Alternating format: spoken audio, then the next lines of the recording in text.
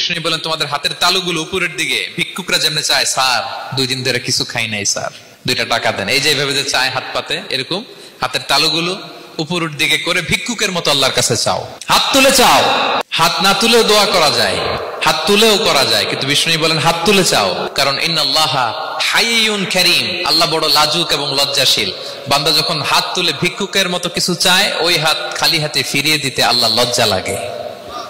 দোয়াতে আল্লাহর নামগুলো ধরে ধরে ডাকুন, ইয়া আল্লাহ, ইয়া রহমান, ইয়া রহিম, ইয়া হাইয়ু, ইয়া কাইয়ুম বিরহমাতিকা আস্তাগীথ। আল্লাহর নাম ধরে ধরে চান, ওই দোয়া আল্লাহ কবুল করবেন। বিশ্বনবীর উপর দুরূদ পড়েন, যে বিশ্বনবীর উপর দুরূদ পড়ে না ওই দোয়া আল্লাহর কাছে কবুল হয় না, এটা আকাশে পেন্ডিং থাকে।